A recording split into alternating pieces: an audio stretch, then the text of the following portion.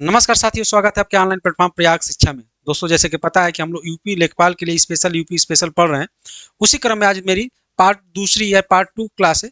तैयारी का सुनहरा मौका, अब की बार लेखपाल पार 100% सफलता की जो गारंटी है इसी कोर्स से आपको मिल जाएगी। आपको प्रीवियस ईयर के जब क्वेश्चन सॉल्व करेंगे तो आपको प्रीवियस ईयर क्वेश्चन में सारी चीज देखने को मिल जाएगा। यूपी ट्रिपल एस के जितने भी एग्जाम हुए हैं, आपका यूथ कंपटीशन के एक प्रैक्टिस सेट में आप प्रीवियस ईयर के सारे क्वेश्चन लगभग आपको 518 सेट का आपको देगा। लगभग आपको 25 से 30 हज़ार क्वेश्चन जो होंगे यूपी स्पेशल का कराए जाएंगे एमसीक्यू के माध्यम से। ये क्लासेज जब आप जो कि देखेंगे शाम को 5 बजे लाइव होती है। संपूर्ण सिलेबस होगा, महत्वपूर्ण प्रश्न कराए जाएंगे, टॉपिक वाइज कराए जाएंगे, ताकि आपकी कामयाबी की जो मेन चीज होती है वो तैयार किया जाए, जो आपकी कामयाबी हो इसी प्लेटफॉर्म से होकर जाए। और ताकि आपको लगेगा कि प्रयाग शिक्षा आपके साथ ऐसे जुड़ा रहा, आपकी सफलता तक ही आपके साथ जुड़ा रहेगा। सफलता के बाद भी आप इस चैनल से जुड़े रहेंगे, ताकि आप देखेंगे कि अलग क्या है इस चीज में।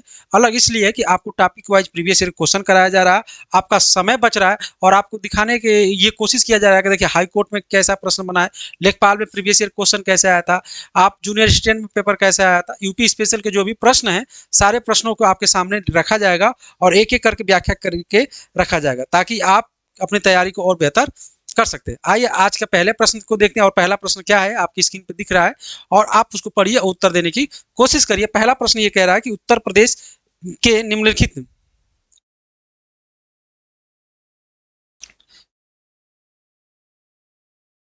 आइए थोड़ा सा मैं पेन को ले लूं तो आपको कलर में ले लेता हूं, और मैं थोड़ा सा इसको चटकार कर देता हूं। थोड़ा सा, हाँ, ज्यादा है ना, ज्यादा हो जा रहा है। हाँ चलिए, सही है। चलिए आइए, आपको पहला प्रश्न पे अगर मैं चलता हूँ, पहला प्रश्न क्या कह रहा है, ध्यान दीजिएगा कि उत्तर प्रदेश के निम्नलिखित शहरों में से कौन सा गोमती नदी के तट पर स्थित है। कौन सा गोमती नदी के तट पे स्थित है। अभी तक ये चीजें आपको पता चल गया होगा, क्योंकि कई बार बता दिया गया है। ऑप्शन ए है कि मथुरा, ऑप्शन बी है कि आगरा, ऑप्शन सी है कि वाराणसी, और ऑप्शन डी है कि लखनऊ। आप लोग बताइएगा कि गोमती नदी के तट पे कौन सा शहर स्थित है। ऑप्शन ए है मथुरा, ऑप्शन बी है आगरा, ऑप्शन सी है कि वाराणसी, और ऑप्शन डी है कि लखनऊ। आप लोग बताइए, मैं आपको बताइए, बताइए कौन है। भानु कह रहे हैं कि सर डी सही होगा, लखनऊ डी सही होगा। देखिए मथुरा जो है किस नदी के तट पे, ये यमुना नदी के तट पे स्थित है। क्या यमुना नदी के तट पे स्थित है। अगर यमुना नदी के तट पे स्थित है कौन, ये मथुरा। और कौन सा शहर स्थित है यमुना नदी पे, आपका आगरा जो है। आगरा जो है ये भी क्या यमुना नदी के तट पे स्थित है, आगरा। आगरा। कालपी जो है ये भी यमुना नदी के तट पे स्थित है। तो ये दोनों जो है यमुना नदी के तट पे स्थित है। वाराणसी किस नदी के तट पे स्थित है, तो वाराणसी आपके गंगा नदी के तट पे स्थित है। क्या गंगा नदी के तट पे स्थित है। लेकिन लखनऊ जो है, लखनऊ आपका जो है ये गोमती नदी के तट पे स्थित है।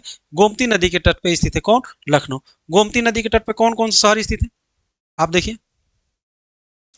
गोमती नदी के तट पे पहला आपका लखनऊ, लखनऊ। दूसरा आपका सुल्तानपुर। तीसरा आपका जौनपुर, जौनपुर। ये मुख्य जो है ये आपके गोमती नदी के तट पर स्थित है। वहीं अगर मैं बात करूं अयोध्या या फैजाबाद, फैजाबाद, फैजाबाद की मैं बात करूं तो फैजाबाद किस नदी तट पे स्थित है, तो ये सरयू नदी पे, सरयू नदी तट पे स्थित है। अगर मैं बात करूं आपका गाजीपुर शहर, गाजीपुर पूछेगा, कभी कभी पूछता है गाजीपुर किस नदी के तट पे स्थित है, गाजीपुर। ये भी किस नदी पे, ये आपका गंगा नदी के तट पे स्थित है। अगला प्रश्न अगर ये पूछ देगा कि प्रयागराज, प्रयागराज राज किस नदी के तट पे स्थित है, तो आप कहेंगे कि ये गंगा यमुना का संगम है। गंगा, ये गंगा यमुना सरस्वती का अदृश्य क्या है, ये संगम पर बसा हुआ शहर। चलिए इतना याद हो गया। आइए अगले प्रश्न में चलता हूं। अगला प्रश्न 2 नंबर का प्रश्न, 2 नंबर का प्रश्न आपकी स्क्रीन पे। 2 नंबर का प्रश्न को पढ़ते हैं। निम्नलिखित में से कौन सा शहर यमुना नदी के तट पर स्थित है। देखिए वही प्रश्न आ गया, कौन सा शहर यमुना नदी के तट पर स्थित है। ऑप्शन ए है कि लखनऊ, ऑप्शन बी है कि मथुरा, ऑप्शन सी है कि झांसी, और ऑप्शन डी है कि वाराणसी। फटाफट बताइए, ये प्रश्न अभी मैं बताया हूं, कौन सा नदी या कौन सा शहर यमुना नदी के तट पर स्थित है? आप लोग बताइए, इसका सही आंसर क्या हो जाएगा? कोई ये कह रहा है, कौन कह रहा है? राकेश ये बता रहे हैं भैया, ये अभी मैं बताया हूँ कि ये जो है, ये लखनऊ जो है यमुना पर नहीं, ये गोमती नदी पे है। क्या? ये गोमती नदी पे स्थित है। राकेश जी, गोमती नदी पे स्थित है, ध्यान रखिए, बार बार आप गलत मत करिए। चलिए, यमुना नदी किस तरफ? तो मैं बताया था, ये मथुरा जो है, मथुरा और आगरा जो है यमुना नदी के तट पर स्थित है। और मथुरा यमुना नदी के तट पर स्थित है, इसका साक्ष्य कहाँ? जब आप कृष्ण जी को देखेंगे, कृष्ण जी जब थे, मथुरा जो है शहर किसकी नगरी मानी जाती है? कृष्ण की नगरी मानी जाती है। और कृष्ण जी यमुना नदी में ही काला नाग को मारने के लिए कूद गए थे। काला नाग जो है, जो काला नाग था, ये किस नदी में रहता था? यमुना नदी में था। तो कृष्ण जी इसी में क्या कर दिए थे? काला नाग को मारने के लिए यमुना नदी में कूद गए थे। और ये कहाँ पड़ता है? आपका मथुरा में पड़ता है। वाराणसी की मैं बात करूँ तो वाराणसी जो है, ये गंगा नदी के तट पर स्थित है। गंगा नदी की महादेव की नगरी है, तो ये गंगा नदी के तट पर स्थित है। चलिए, आइए अगले प्रश्न की तरफ चलते हैं। अगला प्रश्न है आपका 3 नंबर। 3 नंबर प्रश्न क्या है कि उत्तर प्रदेश के किस शहर को भारत का सांस्कृतिक, देखिए, भारत का सांस्कृतिक राजधानी के रूप में जाना जाता है? जो सांस्कृतिक कल्चरल राजधानी के रूप में जाना जाता है। ऑप्शन ए है कि बस्ती, ऑप्शन बी है कि मथुरा, ऑप्शन सी है कि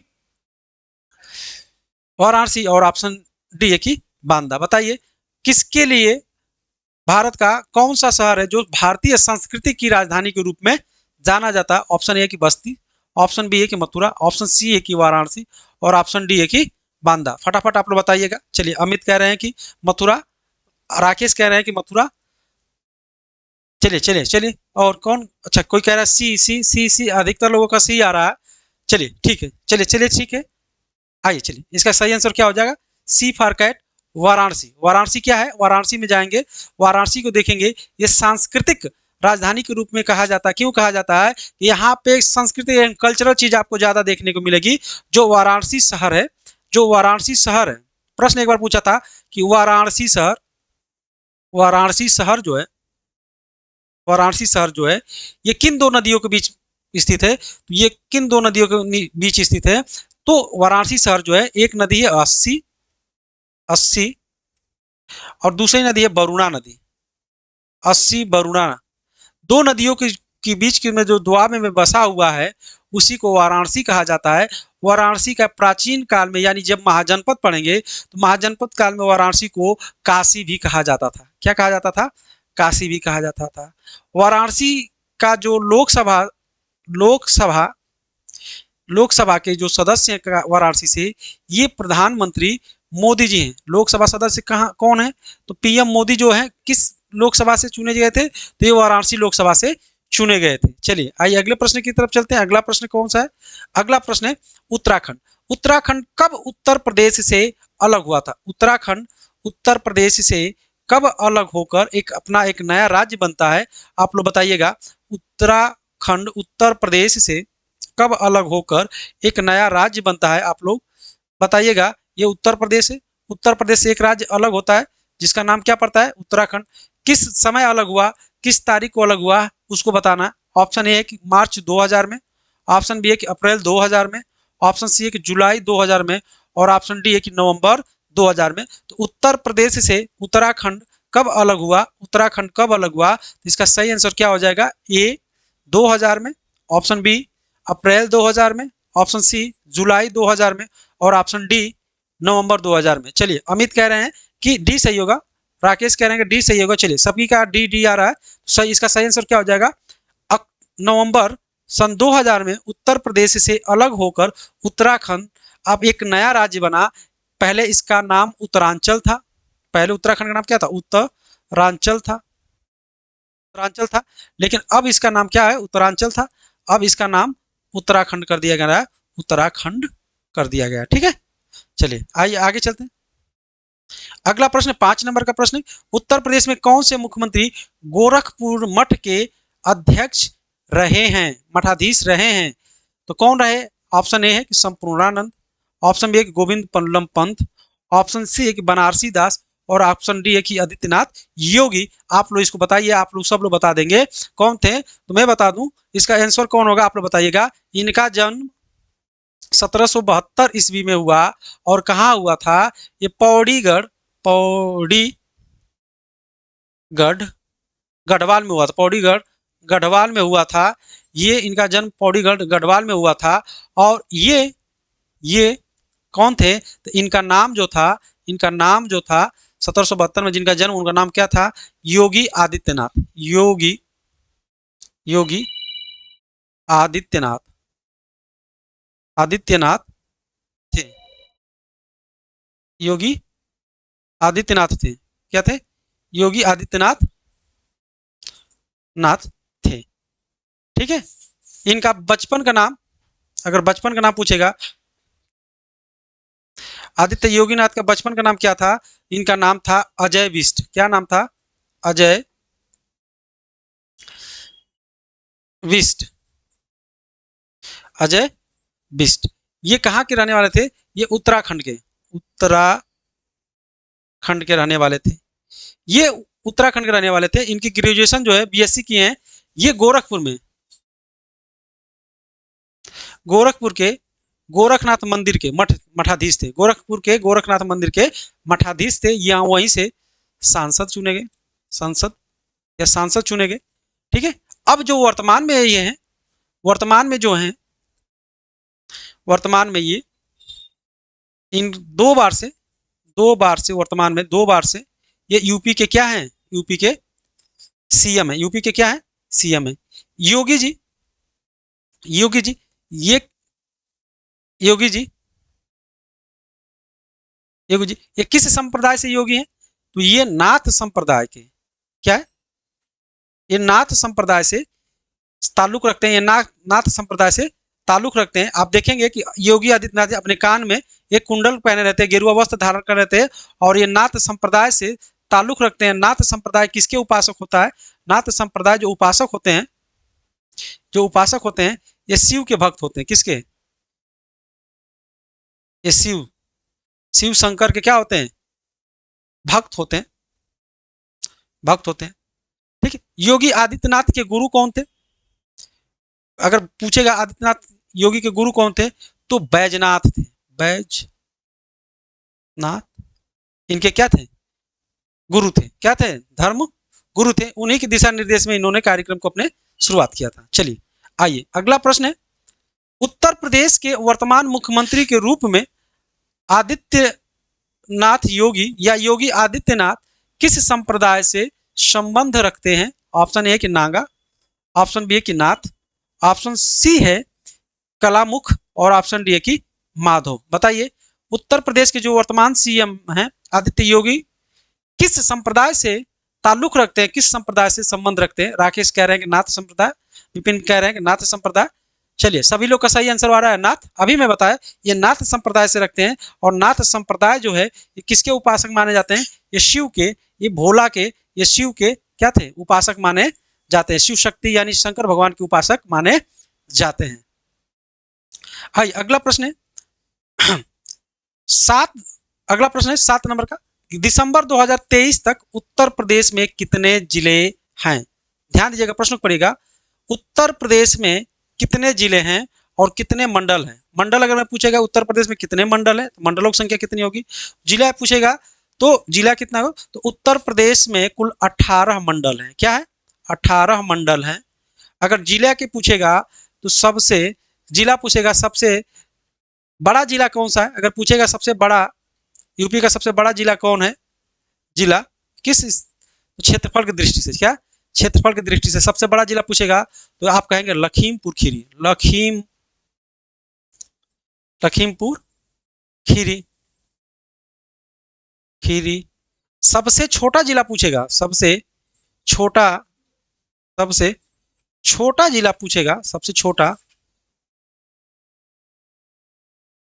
छोटा जिला पूछेगा, आप कहेंगे कि सबसे छोटा जिला कौन सा हो जाएगा? तो ये हापुड़ हो जाएगा, हापुड़। और क्या पूछा है कि कितने जिले हैं? तो ऑप्शन ए है कि 25, ऑप्शन बी है कि 15, और ऑप्शन सी है कि 80, और ऑप्शन डी है कि 75। चलिए, सभी लोग का सही आंसर आ रहा है। उत्तर प्रदेश में वर्तमान समय में 75 डिस्ट्रिक्ट है। कितने हैं? 75 डिस्ट्रिक्ट, 18 मंडल है। कितने? 75 डिस्ट्रिक्ट और 18 मंडल है। और आप लोग किस किस मंडल से, आप लोग टाइप करते रहिएगा कमेंट में, कौन किस मंडल से देख रहा है हमें। 8 नंबर का प्रश्न एक है, कौन सा राज्य उत्तर प्रदेश के पूर्व में स्थित है?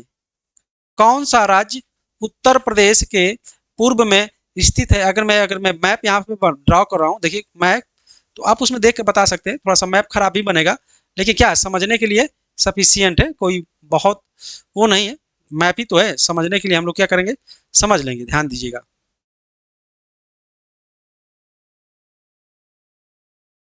मैप कुछ ऐसे रैंडम में बना रहा हूँ ताकि हम लोग को क्या करना है, सिर्फ समझना है। चलिए, ये अपना ऊपर देखते हैं, ये क्या है, ये नेपाल हो गया, ये नेपाल है, ये बगल में नेपाल से छोटा सा ये उत्तराखंड है, ये अपना यूपी है, और यूपी के जस्ट बगल में ये अपना क्या आ जाता है, बिहार आ जाता है, ये अपना सिक्किम है, बिहार के जस्ट बगल में आपका थोड़ा सा ये वेस्ट बंगाल है, यानी पश्चिमी बंगाल है। और क्या पूछा है कि उत्तर प्रदेश के पूर्व में कौन सा स्थित है, ये उत्तराखंड, ये यूपी, ये बिहार। तो यूपी के बगल में कौन सा है, पूर्व में कौन सा है, हरियाणा, केरल, बिहार, उड़ीसा। आप लोग बताइए इसका सही आंसर क्या हो जाएगा, बिहार। उत्तर प्रदेश के पूर्व में कौन सा राज्य स्थित है, बिहार। अगला प्रश्न है, उत्तर प्रदेश का निम्न में से कौन सा शहर अवधि या मुगल व्यंजनों के लिए प्रसिद्ध है।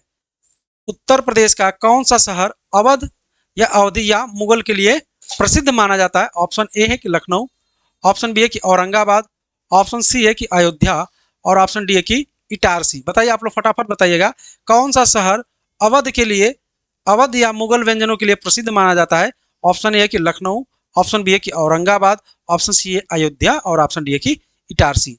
जो व्यक्ति अगर इस चीज में गया होगा, देखा होगा, तो उसको पता होगा मुगलिया खान पान, मुगलिया व्यंजन की अगर जो बात आती है तो कहा जाता है कि लखनऊ के जो नवाब हुआ करते थे, जो लखनऊ के नवाबी थी, जो मुगलिया व्यंजन था, ये लखनऊ में क्या होता है, बहुत अच्छा मिलता है। जैसे मटन, चिकन की जो बात आती है, जो खान पान की बात आती है, तो इसका सही आंसर क्या हो जाएगा, ये फॉर एप्पल, ये मुगल व्यंजनों के लिए प्रसिद्ध माना जाता था लखनऊ शहर को। आज भी लोग लखनऊ के जाते हैं, लखनऊ के खाने कहते हैं कि बहुत बढ़िया है।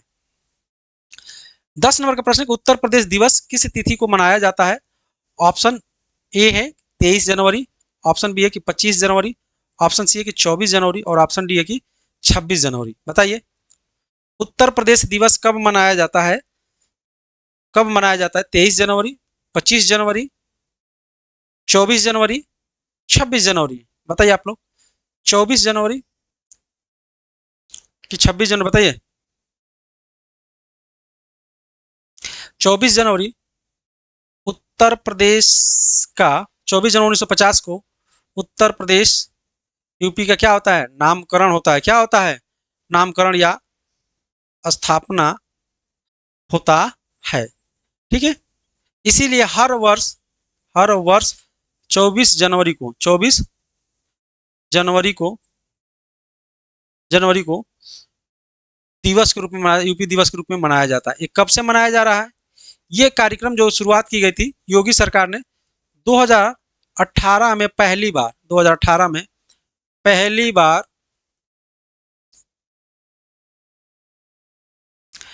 बार यूपी दिवस मनाने की सिफारिश की थी, और 2018 में पहली बार मनाया गया था। लेकिन हर वर्ष अब कब मनाया गया है, सॉरी, हर वर्ष की अगर मैं बात करूं, हर वर्ष जो है, हर वर्ष जो है 24 जनवरी को,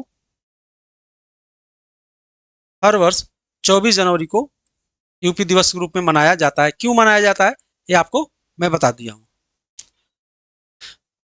प्रश्न संख्या 11, कब संयुक्त प्रांत का नाम बदलकर उत्तर प्रदेश रखा गया। कब संयुक्त प्रांत का नाम बदलकर उत्तर प्रदेश रखा गया था। अभी मैं बताया, 26 जनवरी 1950, 24 जनवरी 1950, 15 अगस्त 1950, 2 अक्टूबर 1950। मैं अभी बताया हूं कि इसका नाम संयुक्त प्रांत से नाम बदलकर उत्तर प्रदेश नाम रखा गया था 24 जनवरी 1950 को। इसीलिए हर वर्ष 24 जनवरी को उत्तर प्रदेश दिवस के रूप में मनाया जाता था। पहली बार उत्तर प्रदेश दिवस पहली बार कब मनाया गया था, तो सन 2018 में मनाया गया था, योगी सरकार ने मनाया था। उसी परंपरा को आगे बढ़ाते हुए हर वर्ष 24 जनवरी को उत्तर प्रदेश दिवस के रूप में मनाया जाता है। इसमें कुछ बताना है नहीं इसका, इसलिए इसका आंसर क्या हो जाएगा, बी फॉर बॉल सही हो जाएगा। चलिए अगले अगर मैं बात करूं,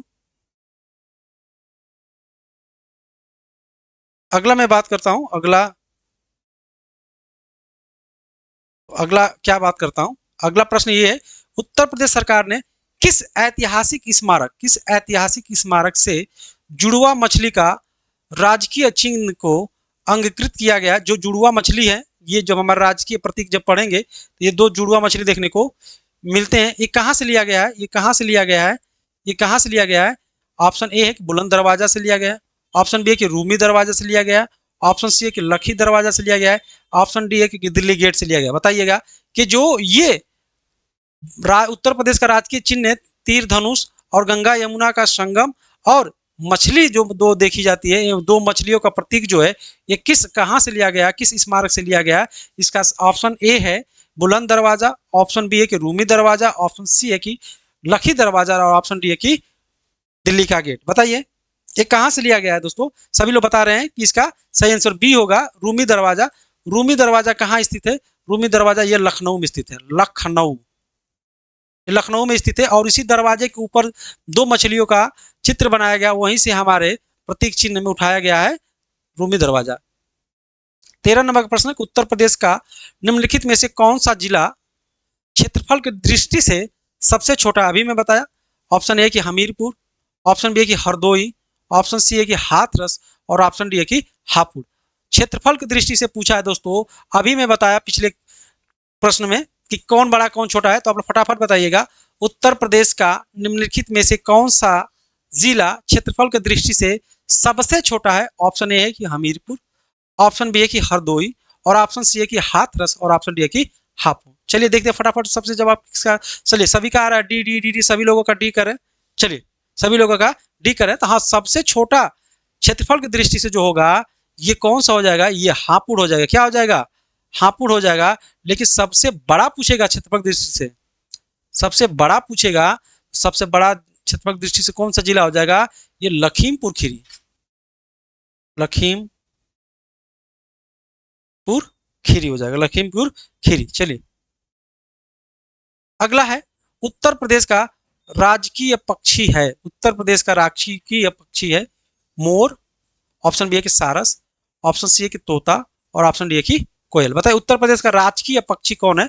मैं पिछली क्लास में पढ़ा दिया, ये बताइए कौन है? मोर होगा नहीं, मोर राजकीय नहीं, ये राष्ट्रीय पक्षी घोषित कर दिया गया है। तोता भी नहीं होगा, कोयल भी नहीं होगा, ये सारस है। ये सारस क्या है? ये उत्तर प्रदेश का राजकीय पक्षी घोषित किया गया है। इसी को क्रोंच भी बोलते हैं। क्या बोलते हैं? क्रोंच भी बोलते हैं। ठीक है, आइए अगला प्रश्न है 15 नंबर का, उत्तर प्रदेश का राज्य पशु कौन सा है? उत्तर प्रदेश का राज्य पशु कौन सा है? ऑप्शन ए है कि मत्स्य बिलाव या फिक्सिंग कैट, ऑप्शन बी है कि लाल पांडा, ऑप्शन सी है कि चमगादड़ बंदर, ऑप्शन डी है कि बारसिंगा या दलदल का मृग। बताइए उत्तर प्रदेश का राज्य पशु कौन सा? मैं बताया था, इसका कुछ बताने की जरूरत नहीं है, इसका सही डी फॉर डॉग है, बारसिंगा है, जो उत्तर प्रदेश का राज्य पशु के रूप में घोषित किया गया है। अगला है, उत्तर प्रदेश में न्यूनतम क्षेत्रफल वाला जनपद कौन सा है? ऑप्शन ए कि संत कबीर नगर, ऑप्शन बी है गौतम बुद्ध नगर, ऑप्शन सी है अंबेडकर नगर और ऑप्शन डी है कि कानपुर नगर। बताइए सबसे न्यूनतम क्षेत्रफल, देखो सबसे क्षेत्रफल में सबसे छोटा डिस्ट्रिक्ट पूछेगा तो आप हापुड़ कहेंगे, लेकिन इन 4 जिलों में सबसे न्यूनतम क्षेत्रफल वाला जिला कौन सा है? आप लोग फटाफट बताइए। 16 नंबर का प्रश्न बताइए, आपका 16 नंबर का प्रश्न है, क्या होगा बताइए। देखते हैं सबसे पहले कौन बताता है। इसका सही आंसर हो जाएगा, इसका सही आंसर क्या हो जाएगा? संत कबीर नगर, गौतम बुद्ध नगर, अंबेडकर नगर कि कानपुर। तो इसका सही आंसर क्या हो जाएगा हमारे हिसाब से या आपके हिसाब से? क्या होना चाहिए? आप लोग फटाफट बताइएगा, फटाफट बताइए इसका क्या होगा। इसका सही आंसर हो जाएगा, इसका सही आंसर क्या हो जाएगा? इसका सही आंसर हो जाएगा गौतम बुद्ध नगर। क्या हो जाएगा? गौतम बुद्ध नगर। गौतम बुद्ध नगर इसलिए होगा क्योंकि गौतम बुद्ध नगर का जो वर्ग किलोमीटर, ये 1200 समथिंग 4 है कि 1200, सॉरी 1200, ये 82 वर्ग किलोमीटर, क्या है? 82 वर्ग किलोमीटर है, 82 वर्ग किलोमीटर है। अगर वहीं बात करें संत कबीर नगर का, तो ये उससे भी कम है, उससे ज्यादा है। और बाराबंकी मिर्जापुर क्या है? तो इसका सही आंसर क्या हो जाएगा? ये हो जाएगा। अगला है, उत्तर प्रदेश के सबसे अधिक और सबसे कम क्षेत्रफल वाला जनपद कौन है? उत्तर प्रदेश के सबसे अधिक और सबसे कम क्षेत्रफल वाला जनपद कौन सा है? ऑप्शन ए है सोनभद्र एवं संत रविदास नगर, ऑप्शन बी है पीलीभीत एवं संत रविदास नगर, ऑप्शन सी है कि लखनऊ एवं बागपत, और ऑप्शन डी है कि कानपुर देहात एवं ललितपुर। आप लोग बताइएगा कौन सा होगा जो क्षेत्रफल की दृष्टि से सबसे कम है, सबसे कम कौन सा है क्षेत्रफल की दृष्टि से, बताइएगा। आप लोग बताते रहिएगा कौन है।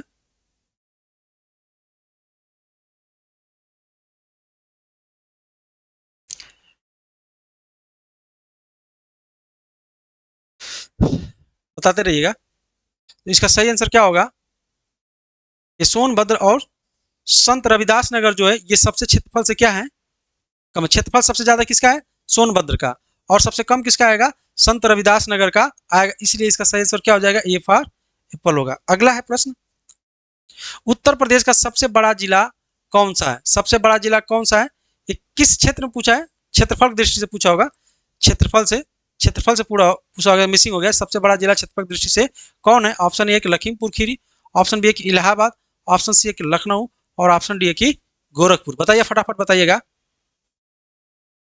इसका क्षेत्रफल की दृष्टि से कौन सही हो जाएगा। तो सभी को पता है कि इसका लखीमपुर खीरी होगा। आइए अगले प्रश्न में चलते हैं। अगला प्रश्न 19 नंबर का, उत्तर प्रदेश के निम्नलिखित जनपदों में से किस एक की अंतर्राष्ट्रीय सीमा स्पर्श नहीं करता है, अर्थात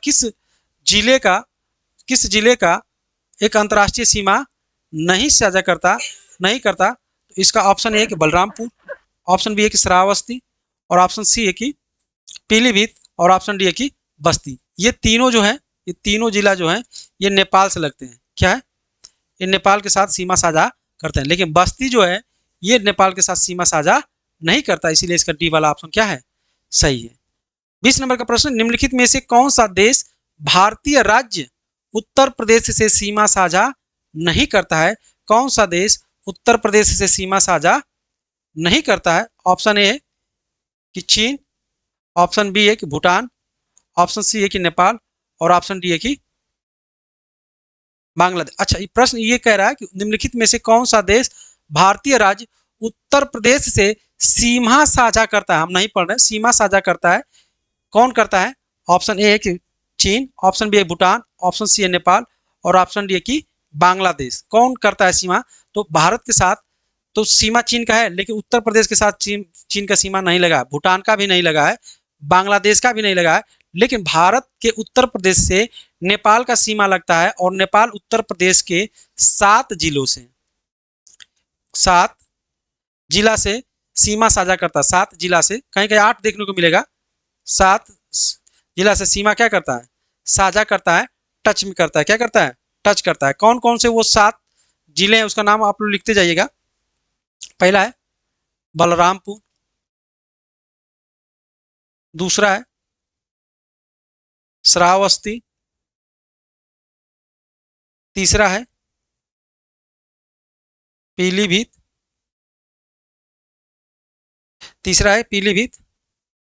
चौथा है बहराइच,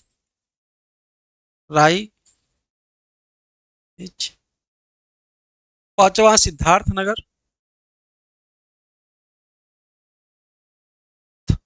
नगर, छठा है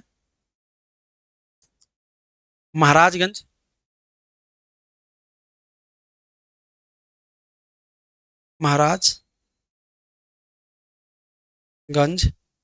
और सातवां आपका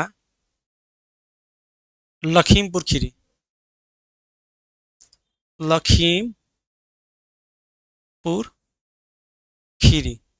ये 7 जो है, 7 जिले जो हैं ये नेपाल के साथ क्या करते हैं, उत्तर प्रदेश की सीमा साझा करते हैं। 21 नंबर का प्रश्न है, निम्नलिखित में से कौन से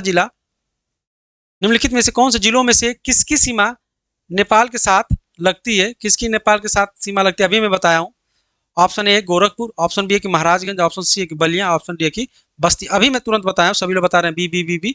महाराजगंज जिला जो है ये नेपाल के साथ सीमा साझा करता है, अभी मैं जस्ट बताया। 22 नंबर के प्रश्न, यूपी के निम्नलिखित जनपदों में से कौन सा उत्तराखंड, हरियाणा तथा हिमाचल प्रदेश के साथ सीमा साझा करता है।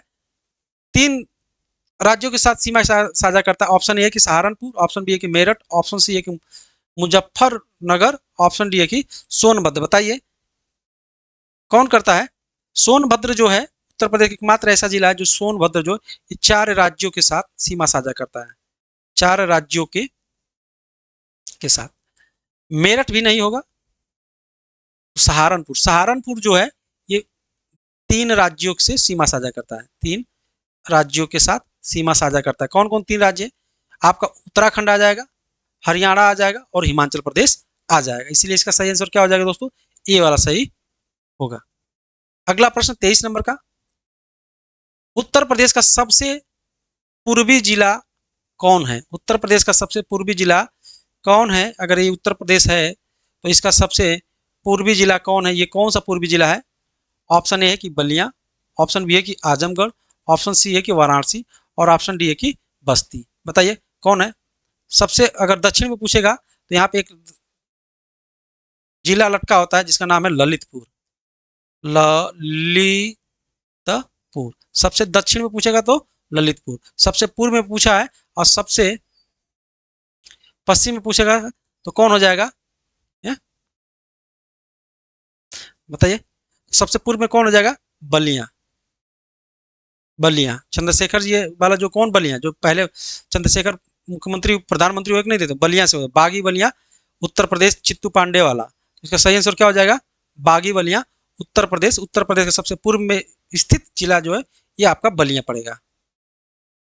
24 नंबर का प्रश्न देखिएगा, बहुत शानदार प्रश्न है कि निम्नलिखित जिलों का भौगोलिक क्षेत्रफल की दृष्टि से सही आरोही क्रम में बताइए। ऑप्शन ए कि बाराबंकी, ऑप्शन बी है कि गौतम बुद्ध नगर, ऑप्शन सी है कि Mirzapur, option Sonbhadra. Option B में देखिएगा मिर्जापुर, सोनभद्र, बाराबंकी, गौतम बुद्ध नगर। ऑप्शन सी है गौतम बुद्ध नगर, बाराबंकी, मिर्जापुर, सोनभद्र और ऑप्शन डी है कि सोनभद्र, मिर्जापुर, गौतम बुद्ध नगर। इसका बताइए क्रम, बताइए कौन इसका सही होगा? इसका सही कौन होगा? इसका सही आंसर बताइए कौन होगा? तो इसका सही हो जाएगा गौतम बुद्ध नगर, बाराबंकी, मिर्जापुर, सोनभद्र। इसका यही सही आरोही क्रम में है। इसका सी वाला ऑप्शन सही है। चलिए सही लोग सभी लोग। 25 नंबर का प्रश्न है कि उत्तर प्रदेश के निम्नलिखित जनपदों में से कौन सा जनपद क्षेत्रफल की दृष्टि से सबसे छोटा है? देखिए क्षेत्रफल की दृष्टि से सबसे छोटा है। ऑप्शन ए है कि वाराणसी, ऑप्शन बी है कि जौनपुर, ऑप्शन सी है कि प्रयागराज और ऑप्शन डी है कि गाजीपुर। अब ये चारों में से सबसे छोटा पूछा है, इन चारों में से सबसे छोटा जिला कौन सा है उत्तर प्रदेश का? आप लोग बताइएगा। आप लोग देखते हैं कौन लोग बता देते हैं। अगर बताइए, अगर मैं बात करूं वाराणसी जो है ये 1535 वर्ग किलोमीटर में फैला है। वहीं मैं जौनपुर की बात करूं तो ये 4038 वर्ग किलोमीटर में है। ठीक है। वहीं मैं प्रयागराज की भी बात करूं तो ये 5482 वर्ग किलोमीटर में फैला है। वहीं मैं गाजीपुर की बात करता हूं तो ये 3337 वर्ग किलोमीटर में है। क्या? वर्ग किलोमीटर में फैला है। तो बताइए क्षेत्रफल की दृष्टि से सबसे छोटा कौन सा होगा? 1535 वर्ग किलोमीटर में फैला वाराणसी है, इसीलिए वाराणसी क्या आ जाएगा? क्षेत्रफल की दृष्टि से सबसे छोटा जिला हो जाएगा। 26 नंबर का प्रश्न है, उत्तर प्रदेश के निम्नलिखित जिलों का उत्तर से दक्षिण का सही अनुक्रम क्या है? सही क्रम क्या है? इसका बताइएगा। आप लोग कमेंट करके इसको बताइएगा।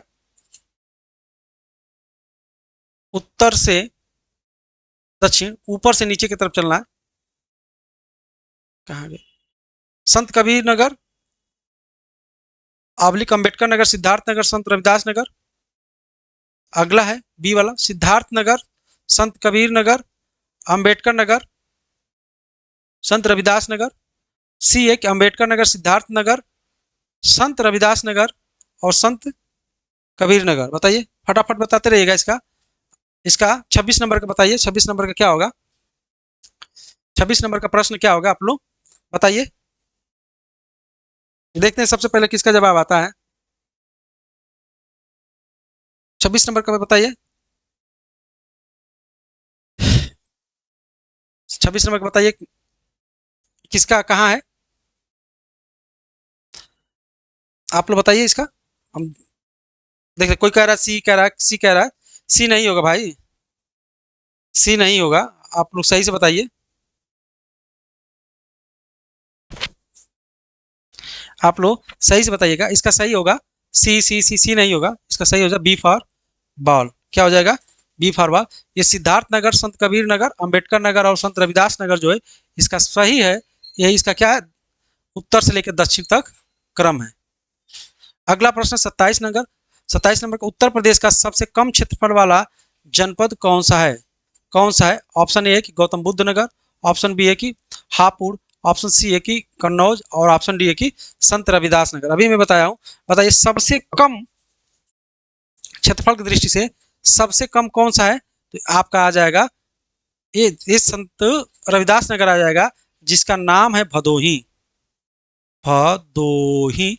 ये चारों में से क्या सबसे क्षेत्रफल में छोटा है? कौन? भदोही। निम्नलिखित में से कौन सा राज्य उत्तर प्रदेश का सीमावर्ती राज्य है? उत्तर प्रदेश का किसके साथ सीमा लगा हुआ है? ऑप्शन ए है कि राजस्थान, ऑप्शन बी है कि पंजाब, पश्चिमी बंगाल, आंध्र प्रदेश। तो ये भी सबसे आसान है। राजस्थान का सीमा क्या? उत्तर प्रदेश से लगा हुआ है। भरतपुर जाएंगे आप, मथुरा जाएंगे तो टच में आपको देखने को मिलेगा।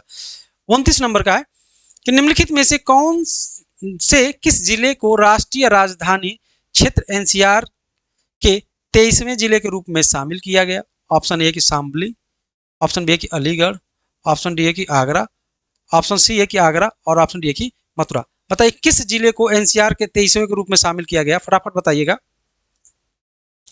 बताइएगा। मुझे पता है, आप लोग बताइएगा। इसका सही है शामली को, शामली जिला जो है इसको एनसीआर में 23वें जिले के रूप में शामिल कर लिया गया, इसलिए इसका ए वाला ऑप्शन सही है। आइए कूट को सजाते हैं। कूट देखिए, ये बहुत बढ़िया कूट है। देखिए नदी क्रम पूछा है कि नदी कहाँ कहाँ बहती है, तो क्रम न गंगा नदी है, ये गंगा नदी है। ये गंगा नदी के तट पे कौन सा स्थित है? ये 2 नंबर का है, ये बिठूर जो है ये गंगा नदी के तट पे स्थित है। राप्ती नदी के तट पर कौन सा शहर स्थित है? तो ये योगी का शहर है गोरखपुर, राप्ती नदी के तट पे। गोमती नदी पूछा है, तो जौनपुर जो है ये किस नदी के तट पे बसा हुआ है? ये गोमती नदी के। कौन सा? ये गोमती नदी के। और प्रतापगढ़ पूछेगा, प्रतापगढ़ तो कहाँ? सई नदी के तट पे स्थित है। आप लोग मैच करा लीजिए, फटाफट मैच कराइए। तो ए का बी हो जाएगा, ए का 2 गंगा बिठूर, बी का 4, बी का 4, सी का 1 जौनपुर, डी का 3 प्रतापगढ़। तो इसका सही आंसर क्या हो जाएगा? बी फॉर बॉल सही हो जाएगा। चलिए धन्यवाद, आज की क्लास यहीं तक। कैसी लगी मेरी क्लास? तो आप लोग जरूर कमेंट बॉक्स में बताइएगा कि मेरी क्लास कैसी लगी। और आप नए हैं तो चैनल को सब्सक्राइब जरूर करिएगा। प्रयाग शिक्षा चैनल का नाम है, एक बार सब्सक्राइब जरूर करिएगा, लाइक करिए, शेयर करिए और प्रयाग शिक्षा टेलीग्राम चैनल से जरूर जुड़िएगा। तो मिलते हैं अगली क्लास में, तब तक के लिए जय हिंद, जय भारत।